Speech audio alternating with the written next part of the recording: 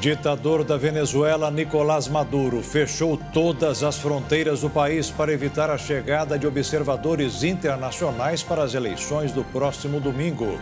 Justiça deu 5 dias de prazo para ex-presidente Jair Bolsonaro explicar críticas às urnas eleitorais brasileiras.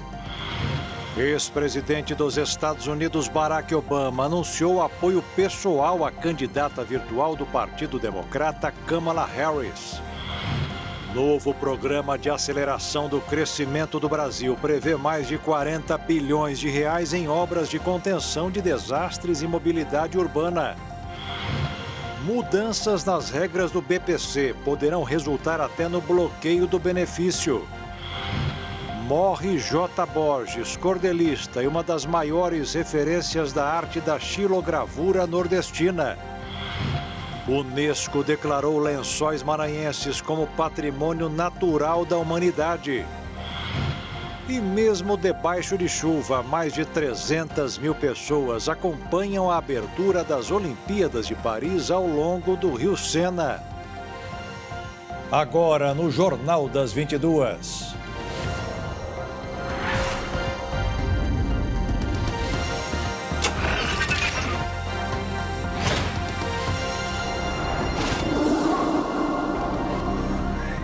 Olá, boa noite. O ditador Nicolás Maduro fechou todas as fronteiras da Venezuela 2 dias da eleição presidencial. Os observadores internacionais não podem chegar ao país, mas ele garantiu que logo depois da votação vai convocar um diálogo nacional. A campanha na Venezuela foi marcada por intensa troca de acusações entre os dois lados. Enquanto Nicolás Maduro classifica a oposição como extrema-direita, González e aliados denunciam irregularidades eleitorais e até mesmo um atentado. Nos últimos dias, os dois candidatos percorreram o país. Maduro reforçou em seus discursos que irá emplacar uma vitória recorde. Disse ainda que a oposição terá de aceitar os resultados eleitorais sem choradeira. Do outro lado da disputa, Edmundo González apareceu ao lado de Maria Corina Machado em atos de campanha. Considerada candidata forte para derrotar Maduro, Corina Machado acabou sendo impedida de concorrer pela Justiça da Venezuela. O ex-diplomata González assumiu a chapa formada por meio de uma coalizão da oposição e aparece na liderança em pesquisas de intenção de voto. Jovens e oposição venezuelana se preparam para deixar o país caso Maduro derrote González nas urnas. A votação neste domingo será um momento importante para a Venezuela e particularmente para muitos jovens eleitores da oposição que dizem que migrarão se não houver mudança política. Durante a campanha de Nicolás Maduro, ele subiu o tom, chegando a afirmar que haveria banho de sangue se não fosse eleito. As falas chamaram a atenção da comunidade internacional, incluindo o presidente Luiz Inácio Lula da Silva, que se disse assustado. O venezuelano rebateu dizendo que aqueles que se assustaram deveriam tomar chá de camomila. Ele também questionou o sistema eleitoral do Brasil. Os comentários fizeram o Tribunal Superior Eleitoral desistir de enviar observadores para acompanhar as eleições na Venezuela. Como último ato de sua campanha, o presidente da Venezuela, Nicolás Maduro, anunciou o fechamento das fronteiras terrestres e barrou a entrada de avião com ex-presidentes do Panamá e do México. A medida de fechamento de fronteiras preocupa os países vizinhos com a condução do processo eleitoral venezuelano. A decisão foi anunciada pelos Ministérios da Defesa e do Interior, que também estabeleceram a suspensão do porte de armas. O assessor para assuntos internacionais da Presidência da República, Celso Amorim, deve ser acompanhado por uma equipe de segurança em viagem à Venezuela. Amorim embarca para Caracas e não tem data fechada de retorno ao Brasil. A campanha eleitoral para a eleição presidencial da Venezuela entrou na reta final. As equipes do presidente Nicolás Maduro e do opositor Edmundo González pretendem concentrar os últimos esforços na capital, Caracas. A situação na Venezuela é grave, com a perseguição de opositores e a censura aos meios de comunicação, sem contar a pobreza de grande parte da população de um país rico em petróleo. Os imigrantes que moram no Brasil tem esperança de que as coisas mudem para poder voltar para casa, reencontrar a família e recomeçar a vida. O dia 28 de julho será de expectativa e muita ansiedade por parte do povo venezuelano com a eleição presidencial. O movimento de oposição do país, com o nome de Edmundo Gonçalves, desponta nas últimas pesquisas e desafia Nicolás Maduro, que governa a Venezuela desde 2013. A Venezuela enfrenta sérios desafios tanto na esfera econômica quanto política. Economicamente, a população enfrenta diversas carências, desde a escassez de água até a instabilidade no fornecimento de energia elétrica. Apesar das riquezas naturais do país, a realidade atual é de pobreza. Na esfera política, a perseguição de opositores, a censura aos meios de comunicação e a detenção de dissidentes minam a credibilidade do governo perante a comunidade internacional. De acordo com esse professor de Relações Internacionais, mesmo se ocorrer uma mudança de governo, a retomada da economia no país ainda levará algum tempo. A gente sabe que não é um processo imediato, né? A Venezuela ela vem sofrendo já nos últimos anos deterioração econômica e social. A gente sabe também que é um processo muito complexo, com diferentes interesses internacionais atuando na Venezuela. Mesmo antes do governo Maduro, antes do governo Chávez, a Venezuela também viveu períodos enormes de instabilidade, com golpes de Estado, com diferentes elites políticas assumindo o poder sem que houvesse uma política para a população como um todo.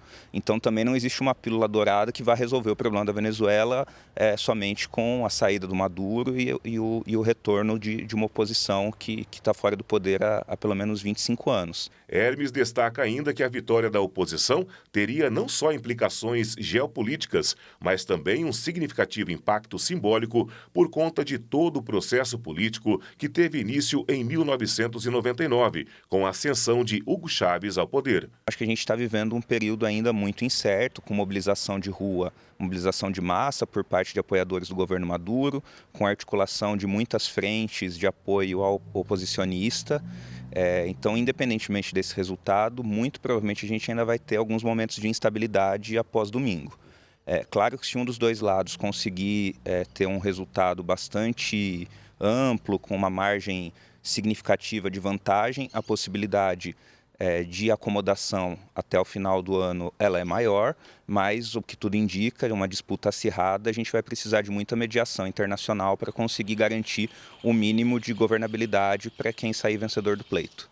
A crise econômica do país é marcada por hiperinflação e a queda de aproximadamente 75% do seu PIB, Produto Interno Bruto, que corresponde à soma de todos os bens e serviços produzidos no território.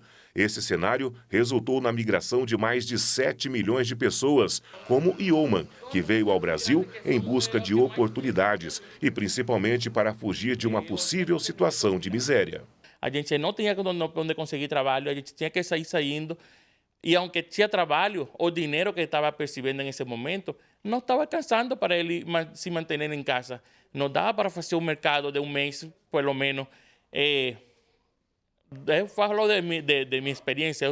Éramos duas pessoas trabalhando, um filho pequeno, e nosso salário não alcançava para um mês de mercado. Ele e mais 6 mil venezuelanos que vivem na segunda maior cidade de Mato Grosso do Sul farão uma mobilização no domingo de eleição venezuelana, na esperança, como Sofia, de que haja a mudança de governo para que eles possam voltar para casa, muitos ao reencontro com a família. Essa mudança que nós estamos em esperança de que possa ter um câmbio de governo, para nós vai ser uma esperança mais de poder, por exemplo, mirar nossa cultura e nossas famílias de novo. No Brasil, a Polícia Federal encontrou com o ex-chefe da Agência Brasileira de Inteligência, Alexandre Ramagem, vários e-mails com o roteiro de orientações ao ex-presidente Jair Bolsonaro. Ele deveria atacar as urnas eletrônicas do país e desacreditar o sistema eleitoral brasileiro. Com ele, também estavam documentos com informações difamatórias sobre o ministro do STF, Alexandre de Moraes. E hoje a Polícia Federal recebeu um prazo de 5 dias para concluir a investigação sobre os ataques que o ex-presidente fez às urnas eletrônicas. A determinação foi do Corregedor-Geral Eleitoral, ministro Raul Araújo, com base no inquérito administrativo aberto pelo Tribunal Superior Eleitoral depois de declarações de Bolsonaro. o que inclui lives sobre suposta fraude nas eleições de 2018, que foram vencidas por ele no segundo turno. Bolsonaro chegou a dizer que teve mais votos do que o resultado final daquele pleito. O ex-presidente, no entanto, nunca apresentou as provas. Agora, a PF tem 5 dias para concluir o inquérito, ou seja, precisa apresentá-lo ao ministro do TSE até a próxima quarta-feira. A decisão de Araújo ocorreu em 28 de junho, mas foi publicada no Diário de Justiça Eletrônica na quarta-feira. À época da abertura do processo, o plenário do TSE havia decidido que a apuração abrangeria ampla dilação probatória, promovendo medidas cautelares para a colheita de provas com depoimentos de pessoas e autoridades, juntada de documentos, realização de perícias e outras providências que se fizerem necessárias para o adequado esclarecimento dos fatos. Foi inclusive por meio desse procedimento investigativo que a Justiça determinou a desmonetização de canais e publicações de apoiadores de Bolsonaro considerados propagadores de notícias falsas. Inicialmente, a PF deveria ter concluído o inquérito no mês passado, o que não ocorreu. Até então, uma das pendências na investigação é no suposto financiamento privado de manifestações em favor do voto impresso durante o 7 de setembro de 2021. A data marcou o auge do enfrentamento de Bolsonaro com o Supremo Tribunal Federal e o TSE. Agora, se a PF apresentar novos elementos, essas informações podem embasar outras investigações que implicam o ex-presidente, seja no Supremo Tribunal Federal ou no próprio TSE. Considerado um marco na história da informatização do processo eleitoral brasileiro, as urnas eletrônicas foram utilizadas pela primeira vez pelos eleitores brasileiros em 1996. Nas eleições municipais daquele ano, os votos de mais de 32 milhões de brasileiros, um terço do eleitorado da época, foram coletados por cerca de 70 mil urnas eletrônicas. Entretanto, o projeto da urna eletrônica genuinamente brasileira só começou em 1995, quando o TSE formou uma comissão técnica liderada por pesquisadores do Instituto Nacional de Pesquisas Espaciais, o INPE, e do Centro Técnico Aeroespacial, o CTA, para desenvolver o projeto da máquina de votar. A face traseira da urna, a cabina de votação sempre deixa essa face traseira à mostra, de modo que as interfaces como a mídia de aplicação, onde são gravadas todas as informações aqui de voto também duplicadas com a mídia interna, e a mídia de resultado. Essas tampas são lacradas, assim como o próprio gabinete da urna é lacrado lateralmente. O terminal do mesário também possui interfaces traseiras, onde são também lacradas. Todo esse procedimento de lacração é feito na presença do Ministério Público, dos fiscais de partidos, e tudo é feito de modo público, convocado previamente por meio de edital publicado. Em 2019, devido à desconfiança de Jair Bolsonaro sobre a segurança dos equipamentos, a Comissão de Constituição e Justiça da Câmara chegou a aprovar uma proposta de emenda à Constituição que propunha o voto impresso em eleições, plebiscitos e referendos. No entanto, 2 anos depois, em 2021, o plenário da Casa rejeitou a PEC. E veja a seguir, mudanças nas regras do BPC poderão resultar até no bloqueio do benefício. E o novo Programa de Aceleração do Crescimento do Brasil prevê mais de 40 bilhões de reais em obras de contenção de desastres e mobilidade urbana.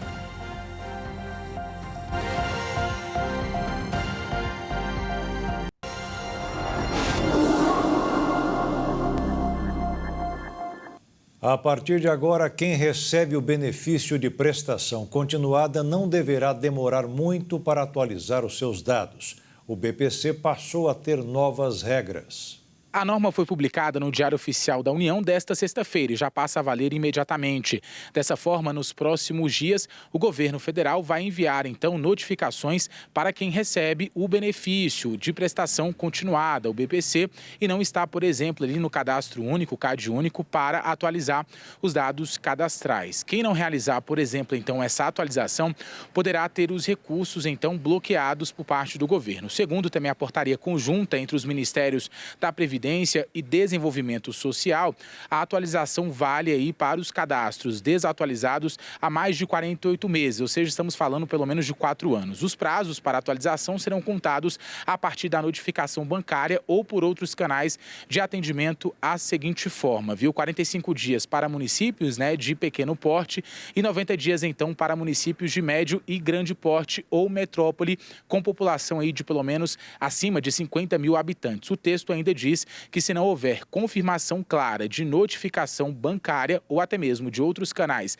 de atendimento, o crédito do beneficiário será bloqueado 30 dias após o envio da notificação. Mesmo assim, também, a portaria garante que o beneficiário terá até o fim do prazo estipulado para fazer a revisão dos dados sem que haja prejuízo no pagamento do benefício. Além disso, em casos aí de suspensão e a pessoa regularizar as pendências, todos os meses bloqueados serão pagos. A medida, a gente lembra, faz parte da tentativa do governo em conter gastos federais e amenizar, então, o rombo nas contas públicas. De acordo com o relatório aí de avaliação de despesas e receitas divulgado na última segunda-feira, o pagamento do BPC subiu 6,4 bilhões em relação ao segundo bimestre. A justificativa, então, é de que o programa de enfrentamento à fila da Previdência Social e o aumento também de novos requerimentos e dos analisados aí aumentaram a despesa com o benefício. Além dessa medida também, outras estão sendo estudadas pelo governo federal, também no âmbito da Previdência e Desenvolvimento Social, que podem gerar uma economia de pelo menos 9 bilhões de reais ainda neste ano 2024. O comércio via internet passou a ser um mundo paralelo no Brasil. O número de empresas com vendas online cresceu quase 80% entre 2019 e 2022. E a população ocupada passou de 10 milhões, superando o patamar pré-pandemia.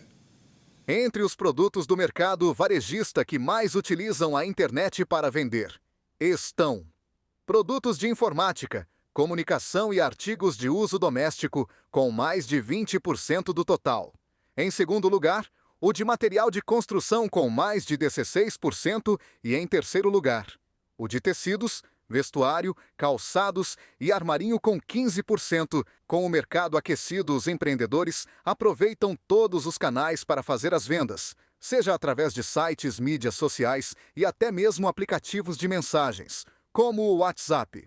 De acordo com os dados da Pesquisa Anual de Comércio, em 2019, apenas 4,7% das empresas realizavam algum tipo de comercialização via internet. Já em 2022, o número subiu para 8%.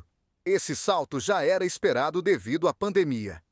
Porém, o novo hábito de comprar online diminuiu um pouco mais, por causa da reabertura total do comércio e da compra presencial. Também houve um aumento na receita bruta nesse período, de 5,3% para 8,4%. Além disso, a pesquisa também mostrou que o número de pessoas ocupadas subiu quase 3%, com mais de 150 mil postos de trabalho, sendo hipermercados e supermercados, produtos farmacêuticos, cosméticos e artigos médicos os postos que mais empregaram. Em 2022, foi registrada uma recuperação plena da empregabilidade depois das perdas durante a pandemia, mas ainda não superior ao patamar de 2013 e 2014, quando foram registrados os maiores números da série histórica. E a Justiça de Belo Horizonte homologou hoje o pedido. Por favor, as informações. Pedido de recuperação judicial do Grupo Coteminas, do empresário Josué Gomes. O atual presidente da Federação das Indústrias de São Paulo vai ganhar prazo maior para pagar os 2 bilhões de reais em dívidas das empresas do setor têxtil, de uma fazenda e de uma imobiliária. Além do período ruim da pandemia, um dos maiores problemas do Grupo Coteminas é a queda do real. A notícia de uma inflação comportada nos Estados Unidos animou os mercados no mundo inteiro, sempre apostando na queda da taxa de juros americana. Com isso, o dólar fechou o último pregão da semana em ligeira alta de 0,18% e fechou cotado em R$ 5,65 na venda. Na Bolsa de Valores, o pregão suspendeu 3 dias seguidos de queda e subiu 1,22% aos 127.492 pontos. As contas públicas do governo fecharam o primeiro semestre com saldo negativo de 68 bilhões e 690 milhões de reais. Foi o quanto a União gastou mais do que arrecadou. Depois da divulgação do pior resultado desde o auge da pandemia, o ministro da Fazenda, Fernando Haddad, evitou dizer se haverá necessidade de novos cortes no orçamento. Afirmou no Rio de Janeiro que as contas serão avaliadas apenas de 2 em 2 meses. O novo PAC investirá 41,7 bilhões de reais para obras de mobilidade, prevenção a desastres e abastecimento e saneamento. O anúncio foi divulgado pelo governo federal nesta manhã. Os recursos serão para financiar os projetos de mais de 700 municípios. Segundo o presidente Luiz Inácio Lula da Silva, durante a cerimônia no Palácio do Planalto, o orçamento virá da União no valor de 14 bilhões de reais do crédito extraordinário, aberto para o Rio Grande do Sul, de 6 bilhões de reais, e do Caixa, cerca de 20 bilhões de reais. O PAC Seleções é uma etapa do novo Programa de Aceleração do Crescimento que escolhe projetos indicados por prefeituras e governos estaduais nos editais que são abertos. As seleções feitas agora envolvem obras de mobilidade, drenagem urbana, abastecimento de água, esgotamento sanitário e centro comunitário pela vida. O ministro da Casa Civil, Rui Costa, afirmou que terá uma nova seleção para obras em 2025 para áreas que não forem selecionadas agora. E o Porto de Santos teve perdas de mais de 21 bilhões de dólares em comércio exterior.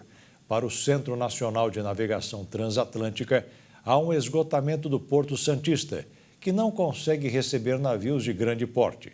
Já a autoridade portuária refuta as críticas.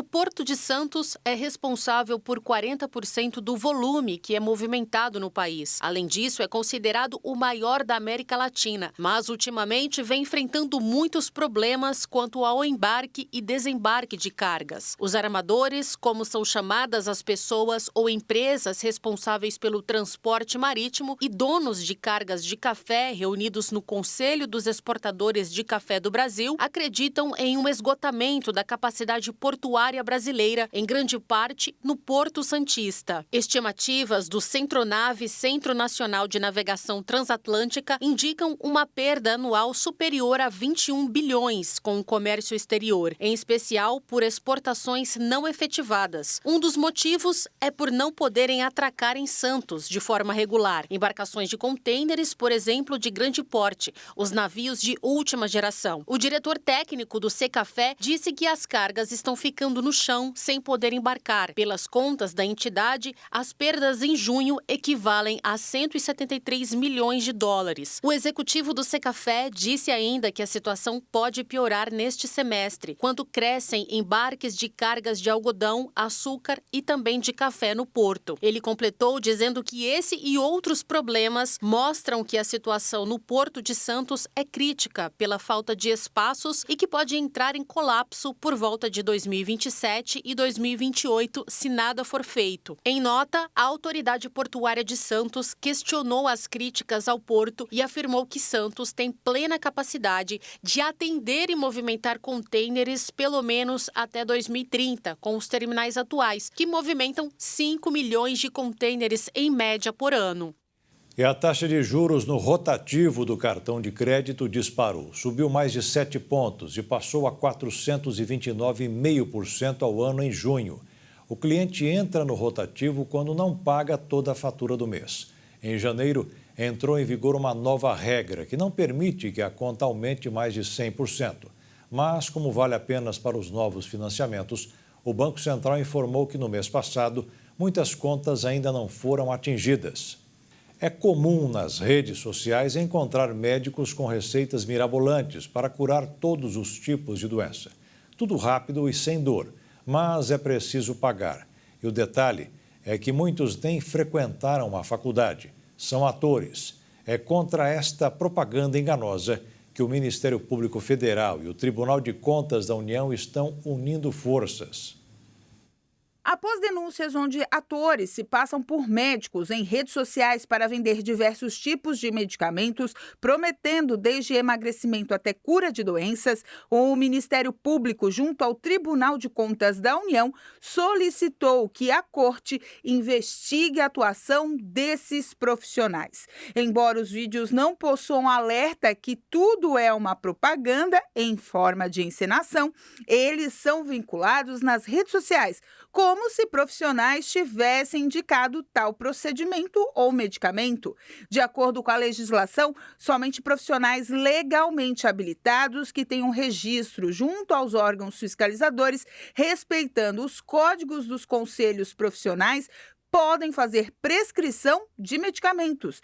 De acordo com o TCU, os órgãos que fiscalizam o exercício da medicina e outras áreas da saúde devem ter mais rigor nas fiscalizações dessas propagandas, pois elas teriam a responsabilidade de proteger a sociedade de pessoas inescrupulosas que pretendem ganhar dinheiro se passando por médico e também recomendando produtos que sequer possuem uma aprovação ou registro na Anvisa.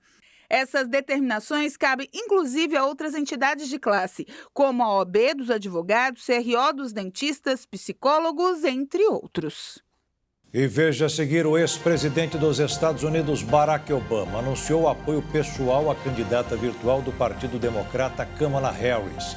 E a Unesco declarou Lençóis Maranhenses como patrimônio natural da humanidade.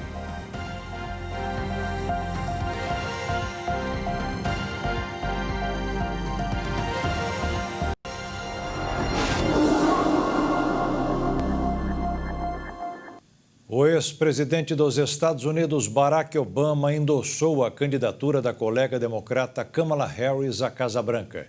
Apesar de Kamala ser a provável indicada, ela deve disputar a nomeação com o senador Sherrod Brown. A eleição dos Estados Unidos está marcada para 5 de novembro, com disputa entre o ex-presidente Donald Trump e um candidato do Partido Democrata. Apesar da vice-presidente Kamala Harris ser a provável indicada, ela deve disputar a nomeação com o senador Sherrod Brown. O ex-presidente Barack Obama manifesta publicamente seu apoio à pré-candidatura de Kamala Harris à Casa Branca. A campanha da Democrata divulgou um vídeo que mostra Kamala recebendo uma ligação de Barack e Michelle Obama, na qual eles dão total apoio à candidatura. Nas redes sociais, Obama escreveu: "No início desta semana, Michelle e eu ligamos para a nossa amiga Kamala Harris. Dissemos a ela que achamos que ela seria uma fantástica presidente dos Estados Unidos e que ela tem todo o nosso apoio. Nesse momento crítico para o nosso país, faremos tudo o que estiver ao nosso alcance para garantir que ela ganhe em novembro." O ex-presidente Barack Obama disse ter orgulho de Kamala e que ela será uma presidente fantástica dos Estados Unidos. O apoio de Barack e Michelle Obama aumentará o impulso crescente por trás da campanha de Harris, com pesquisas mostrando que ela já diminuiu a diferença que existia entre Trump e Biden. A primeira vice-presidente mulher negra do país está tentando fazer história novamente, depois que o presidente Joe Biden anunciou que não vai buscar a reeleição após semanas de crescente pressão para que ele renunciasse à disputa. A União Europeia irá transferir para a Ucrânia 1,5 bilhão de euros em ativos russos confiscados. A confirmação do apoio partiu da presidente da Comissão Europeia, Ursula von der Leyen, nesta manhã pela sua conta de sua rede social X. Em fevereiro de 2022, depois da invasão das tropas russas no território ucraniano, os países membros da União Europeia congelaram cerca de 300 bilhões de dólares em ativos russos. Em maio deste ano, a União Europeia, em parceria com o Grupo dos Sete, fechou um acordo para dispor este valor para ajudar a Ucrânia. O dinheiro destinado servirá para a defesa e reconstrução do país. Segundo a presidente da Comissão Europeia, Ursula, o melhor uso para o dinheiro do Kremlin será tornando a Ucrânia e toda a Europa um lugar mais seguro para viver. 90% dos lucros serão enviados ao Fundo Mecanismo Europeu de Apoio à Paz para comprar armas para Kiev, capital da Ucrânia. Os outros 10% para o Fundo da União Europeia para a Reforma. A Rússia considerou a ação ilegal e prometeu tomar medidas legais. O primeiro-ministro ucraniano agradeceu o apoio também através da rede social. A circulação de um vírus chamado sincicial aumentou e hoje é a principal causa de internações de crianças por doenças respiratórias nos hospitais. E esse tipo de vírus também mata.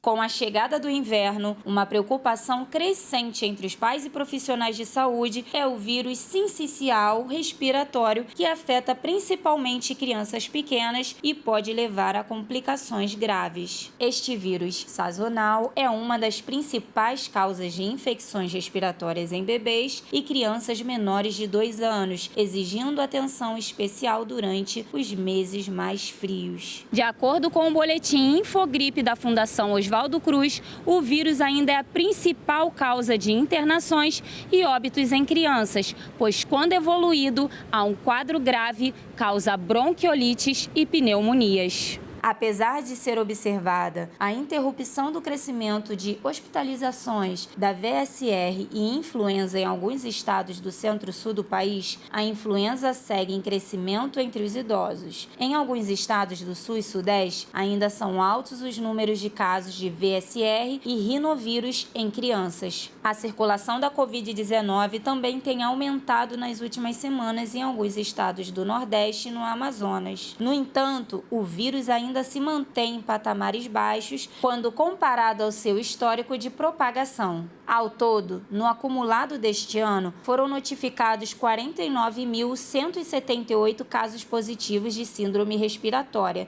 sendo 44,8% de vírus sincicial respiratório, 19,2% de influenza A e 18,5% de Covid-19. Esta foi mais uma semana de tempo seco e com queda crítica da umidade no Brasil. E os especialistas voltam a alertar para os impactos do tempo seco para a saúde, principalmente no inverno. A atuação de uma massa de ar seco associada a um bloqueio atmosférico manterá o tempo firme e provocará a queda da umidade relativa do ar a níveis críticos. A Organização Mundial da Saúde, OMS, considera índices entre 20% e 30% como baixos, o que pode causar desconforto. Níveis entre 10% e 20% são críticos e prejudiciais à saúde, enquanto índices abaixo de 10% são extremamente perigosos, embora sejam raros. A baixa umidade pode causar ressecamento das vias respiratórias, pele seca, lábios rachados e irritação nos olhos. Além disso, aumenta a incidência de infecções respiratórias, uma vez que mucosas secas são mais vulneráveis a vírus e bactérias. Em níveis críticos, problemas respiratórios como asma e bronquite podem se agravar. E o ressecamento extremo da pele e dos olhos, o risco de desidratação e infecções respiratórias graves podem ocorrer. Em casos extremos, podem surgir complicações respiratórias graves, desidratação severa, sangramento nasal e irritações intensas na pele e nos olhos. A umidade do ar ideal compreende a faixa entre 50% e 80%. As regiões centro-oeste e sudeste são geralmente as mais prejudicadas. Nestes estados, há um significativo aumento de buscas por atendimento médico, principalmente por pessoas alérgicas. As medidas recomendadas pelos especialistas para combater as doenças causadas pelo ar seco são: beber pelo menos 2 litros de água por dia, hidratar as narinas com soro fisiológico, pingar colírio nos olhos e espalhar toalhas molhadas e bacias de água pelo quarto. Além disso, para atravessar o clima seco, é importante manter uma alimentação saudável. Especialistas recomendam consumir frutas como melancia e o melão, porque elas apresentam cerca de 90% de concentração de água, além de serem ricas em vitaminas e minerais que colaboram para manter a hidratação, inclusive a da pele. Alguns alimentos ricos em enxofre, como, por exemplo, o gengibre, a cebola, alho, batata doce, salsinha e cebolinha, ajudam a descongestionar as vias respiratórias nesses dias secos do ano, pois evitam o muco provocado pela poluição. A Festa das Cerejeiras começou nesta sexta no Parque do Carmo, na zona leste de São Paulo. A programação ocorre aos finais de semana até 4 de agosto, com apresentações de grupos japoneses e barracas de comida típica. O Parque do Carmo, em Itaquera, na zona leste de São Paulo, recebe este ano a 44ª edição da Festa das Cerejeiras. O evento marca a única quinzena do ano de floração dos cerca de 400 exemplares que formam o bosque da árvore típica do Japão entre julho e agosto. A programação inclui apresentações de grupos de dança e folclore japoneses e haverá barracas de comidas típicas como udon, yakisoba, tempurá, sushi, gyoza e sakura mochi. A festa acontece neste último final de semana de julho e no 1º de agosto. Fora da programação, é possível visitar as cerejeiras durante o horário de funcionamento do parque. O bairro de Itaquera recebeu imigrantes japoneses a partir de 1925 para trabalhar na agricultura, principalmente no cultivo de pêssego. Para facilitar o acesso à Festa das Cerejeiras, foi criada uma linha de ônibus especial que liga a estação Itaquera do metrô e a entrada do parque. A passagem de R$ 4,40 é cobrada, com exceção do domingo, quando funciona a tarifa zero em toda a cidade. O estacionamento gratuito fica a cerca de 700 metros do bosque, percurso feito apenas a pé. A Unesco declarou hoje os Lençóis Maranhenses como Patrimônio Natural da Humanidade. Conhecido pela sua vasta paisagem desértica, os Lençóis Maranhenses ocupam uma área de 155 mil hectares e o local já chegou a ser listado como um dos melhores destinos turísticos do mundo pelo The New York Times. O parque foi oficialmente reconhecido como Patrimônio Natural da Humanidade nesta sexta-feira, dia 26, durante uma cerimônia da Organização das Nações Unidas na Índia. O reconhecimento internacional veio um ano após a última visita técnica do comitê que avalia a candidatura do local ao título. A missão, que ocorreu em agosto do ano passado, foi acompanhada por representantes do Instituto Chico Mendes, do Ministério do Meio Ambiente e Mudança do Clima e do Governo do Maranhão. Os Lençóis Maranhenses, que também eram conhecidos por suas lagoas de águas quentes e cristalinas, já eram protegidos desde 1981, quando ganhou o status de Parque Nacional. E agora, 43 anos depois, se torna o 7º local no Brasil a receber o título de Patrimônio Natural da Humanidade. E veja a seguir, morre J. Borges, cordelista e uma das maiores referências da arte da xilogravura nordestina. E mesmo debaixo de chuva, mais de 300 mil pessoas acompanham a abertura das Olimpíadas de Paris ao longo do rio Sena.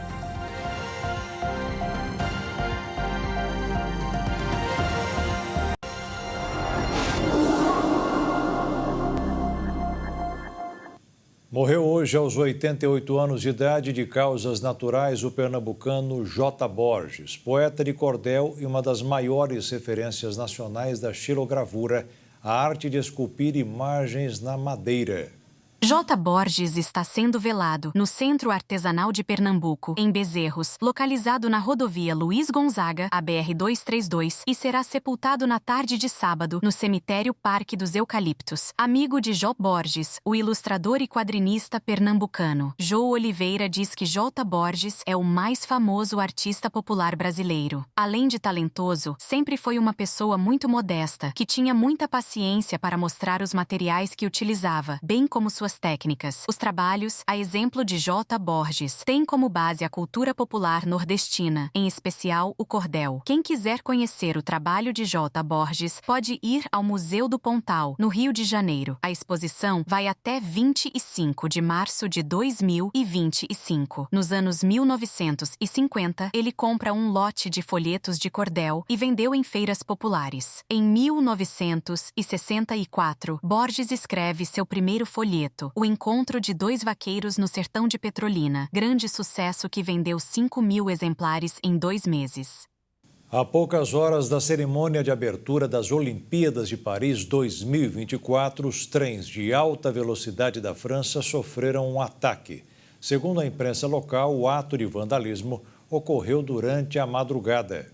O comitê organizador dos Jogos Olímpicos de Paris cancelou uma coletiva de imprensa que estava prevista para ocorrer nesta sexta-feira, data marcada para a cerimônia oficial de abertura do evento. Embora longe de Paris, os incidentes tiveram impacto na organização nos Jogos em relação ao transporte e ao clima de apreensão para a cerimônia no Rio Sena. O governo francês e os organizadores de Paris 2024 informaram que serão feitos novos planos para transportar atletas e envolvidos nos Jogos. A cerimônia de abertura aconteceu nas melhores condições possíveis. Os ataques atingiram principalmente as linhas de TGV que ligam Paris às áreas do Atlântico, leste e norte. Os bombeiros tiveram de apagar incêndios e técnicos precisaram lidar com o impacto nas linhas. Houve atrasos e interrupção de serviços de trens durante horas. Um exemplo do impacto foi a seleção brasileira feminina de futebol, que demorou 5 horas e 30 minutos em sua viagem de Bordeaux para Paris. Normalmente, o trajeto demora entre 2 e 3 horas. Bordeaux é uma das sedes do futebol, onde o Brasil jogou pela primeira rodada. Agora, irá a Paris enfrentar o Japão. Outros atletas foram afetados, segundo o comitê organizador. A região de Lille, ao norte, também teve impacto dos ataques, e a cidade recebe a primeira fase do basquete. Fora os atletas, houve um impacto para a população. No total, a estimativa era de que 250 mil pessoas foram afetadas. Foram vistas cenas de acúmulos de pessoas à espera de trens nas estações de Montparnasse, Gare de Lyon e Gare du Nord. Apesar disso, o ministro do Interior da França, Gérald Darmanin, afirmou que os atos não tiveram consequências diretas na organização dos Jogos Olímpicos. E por falar em problemas em Paris, o ex-jogador Zico, que é embaixador do time do Brasil, teve suas malas roubadas na entrada do hotel em Paris. O prejuízo foi de 3 milhões de reais. O ídolo do Flamengo, Zico, apresentou uma queixa por roubo em Paris, o que motivou a abertura de uma investigação de acordo com a promotoria da capital francesa. O lendário ex-jogador do Flamengo e da seleção, de 71 anos, afirmou que uma bolsa que continha objetos de valor foi levada do veículo em que ele estava, que estava com a janela aberta, no 19º distrito no norte de Paris. De acordo com o jornal Le Parisien, o valor do roubo é avaliado em valores equivalentes a 3 milhões de reais. Na bolsa, Zico levava um relógio Rolex, um pingente de diamantes e dinheiro em espécie no valor de 2.000 euros. A Brigada de Repressão ao Banditismo da Polícia Judiciária de Paris confirmou que está investigando o caso. Nas redes sociais, Zico afirmou que ele e a família estão bem, com um prejuízo mais emocional do que material, e agradeceu as mensagens de apoio. O ídolo rubro-negro está em Paris para atuar como embaixador do time Brasil nos Jogos Olímpicos, cuja abertura vai ser realizada nesta sexta-feira no Rio Sena. Chegou o momento mais esperado dos esportes, a cerimônia de abertura oficial dos Jogos Olímpicos de Paris 2024. Durante as apresentações, foram instalados 80 telões em 16 locais para que o público pudesse acompanhar. O dia da cerimônia de abertura dos Jogos Olímpicos de Paris começou em clima de tensão.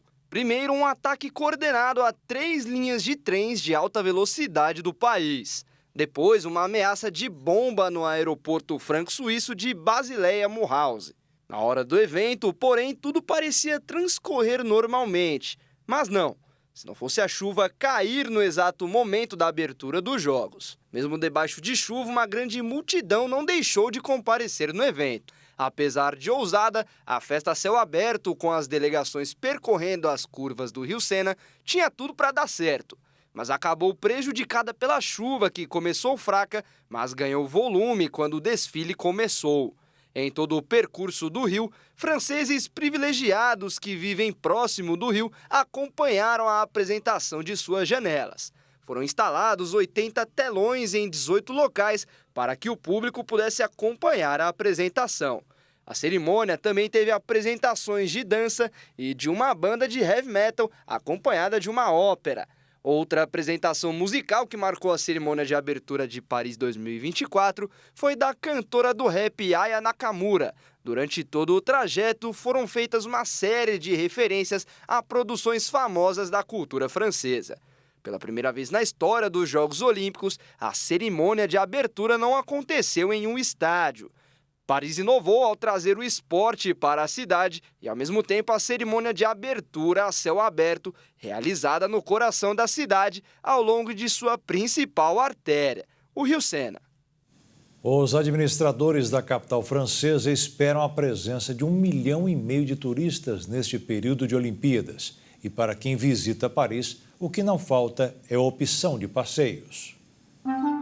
Apesar de muitos ingressos para ver os Jogos Olímpicos já estarem esgotados, dá para o turista se divertir mesmo assim, pois vários locais na cidade foram destinados para fanfests com entradas gratuitas, como, por exemplo, na frente do Hotel de Ville, onde fica a Prefeitura de Paris, e o público vai poder assistir pelos telões às principais competições do dia.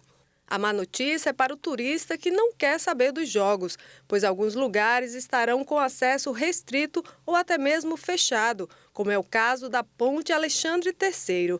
As caminhadas pelos cais do Sena também ficarão restritas e a exposição no tradicional Grand Palais também estará fechado para visitação, pois haverá no local as provas de esgrima e taekwondo. Já as atrações como Louvre, Museu d'Orsay, Petit Palais e a própria Torre Eiffel estão garantidos com algumas restrições. A torre, por exemplo, vai estar fechada no dia 26, a data da cerimônia de abertura. E quem quiser fazer uma subida olímpica até o segundo andar, com mais de 700 degraus, paga cerca de 14 euros, ou R$ 85. Algumas programações tradicionais do verão francês não foram canceladas, mas trocaram de lugar, como é o caso do Paris Plage, ou as praias de Paris, que em outros anos teria a programação espalhada por vários pontos do Rio Sena. Com as arquibancadas restringindo a movimentação, a praia ganhou um novo ponte, o belo canal de Saint-Martin, onde será possível até nadar em uma área predeterminada. Já no Bassin de la Villette, terá programação e atividades para a criançada e a Fête des Tuileries para toda a família, já que é uma mistura de parques de diversões com feirinhas e mais de 60 atrações, incluindo uma roda gigante e trem fantasma.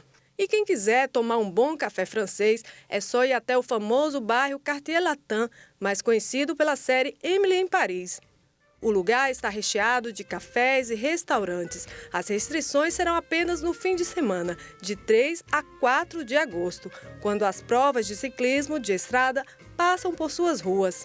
E quem vai utilizar o transporte público é bom ficar atento, pois também ficará mais caro no período dos jogos. E o Uber francês não é uma boa ideia para quem ganha em real.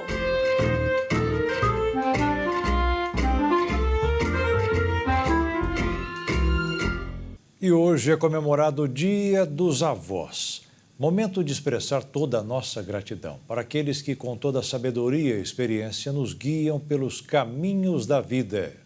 As imagens tradicionais dos avós são sempre de pessoas serenas, senhorinhas e senhorzinhos de cabelos brancos que se dedicam à vida doméstica ou a pequenos afazeres diários. No entanto, esse estereótipo está cada vez mais sendo desafiado por aqueles avós modernos que vivem a vida cheios de energia e mais entusiasmo do que muitos jovens por aí. Exemplo dessa nova geração de avós é a Vânia, professora aposentada que hoje dedica tempo aos 4 netos, mas que não deixa de lado o espírito aventureiro.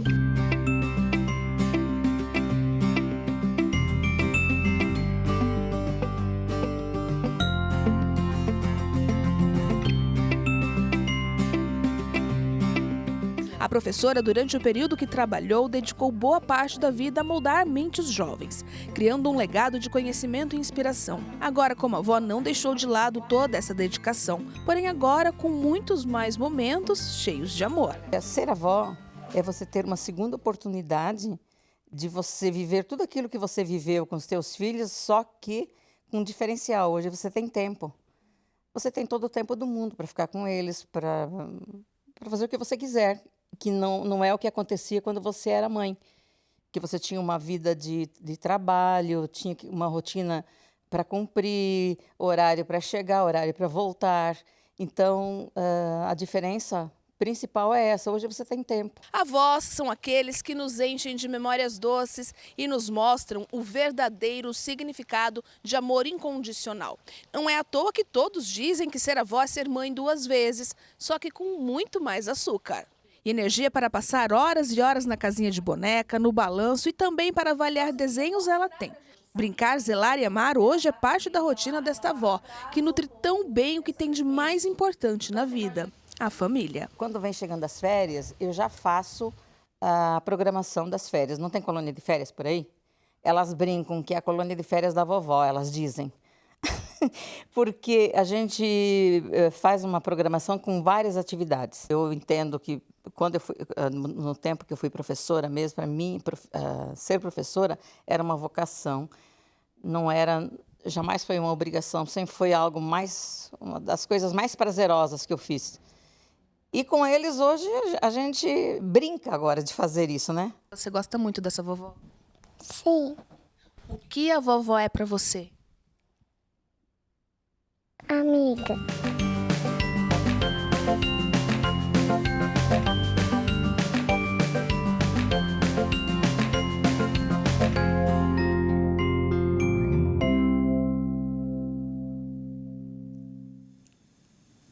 E o Jornal das 22 termina aqui. Uma boa noite para você. Aproveite bem o final de semana e fique na paz. Tchau.